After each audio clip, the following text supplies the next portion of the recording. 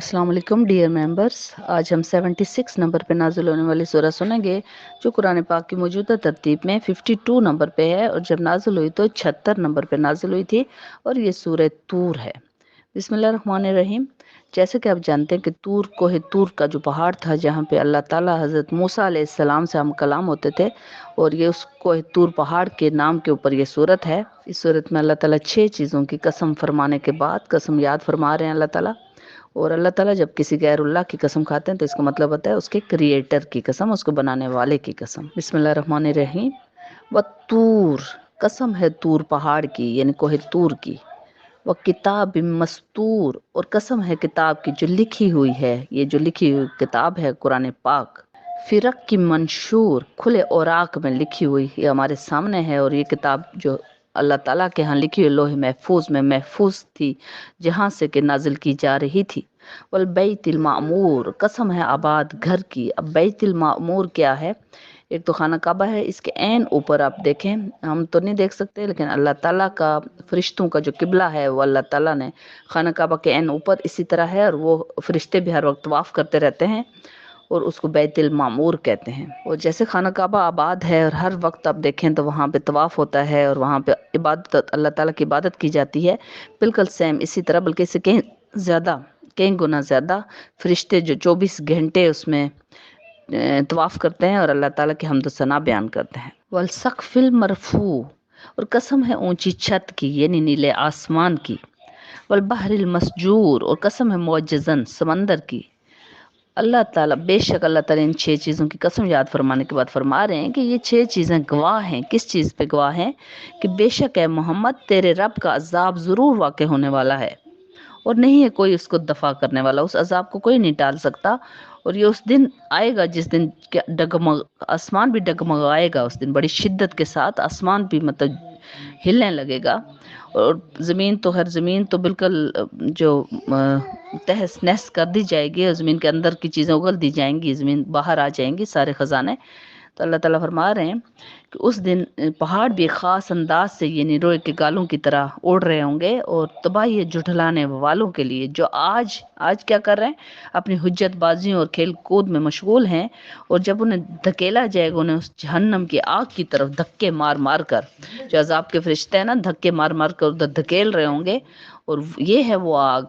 और कहा जाएगा कि ये ही है वो आग जिसको तुम झुटलाया करते थे। दुनिया में तुम लोगों को जब किताब नाज़िल की जा रही है और तुम उसको झुठला रहे हो तो उस वक्त कहा जाएगा कि क्या ये जादू है या तुम्हें कुछ सूझ नहीं रहा, यानी अभी जब आग में धकेले जा रहे हो, अब बताओ, अब आग ये जादू था उस वक्त, और जाओ झुलसो उसमें, ख्वाह सब्र करो या ना करो, यानी बर्दाश्त कर सकते हो, सब्र कर सकते हो या नहीं कर सकते हो, एक बराबर है कि अल्लाह बेनियाज है और तुम्हारे लिए यकसा है। और ये उस चीज़ का बदला दिया जा रहा है जैसे अमाल तुम दुनिया में करते थे।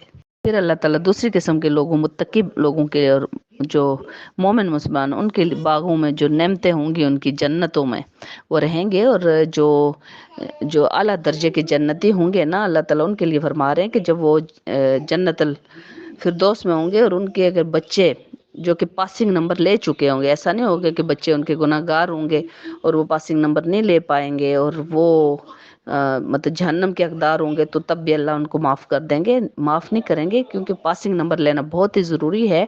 और जब वो जन्नत के निचले दर्जे में होंगे ना, जन्नत के दूसरे दर्जे में, दूसरे बागात में, तो उनको अगर उनके वालिदैन आला तरीन जन्नत का मुकाम हासिल कर चुके होंगे और जन्नत फिरदौस में होंगे, तो उन बच्चों को भी अल्लाह, उन माँ बाप के खुशी के लिए, उनकी आंखों की ठंडक के लिए, उनको भी आला तरीन दर्जे की जो जन्नत है, जन्नत अल फिरदौस, उसमें दाखिल कर दिया जाएगा। और उन जन्नती लोगों को और भी सिले दिए जाएंगे, वो यहाँ पे लिखे हुए हैं। उनके छोटे खिदमतगार जो उनकी खिदमत कर रहे होंगे सबस ड्रेस में जो होंगे, और उनको बड़ी बड़ी आंखों वाली हूरों से निकाह कर दिया जाएगा।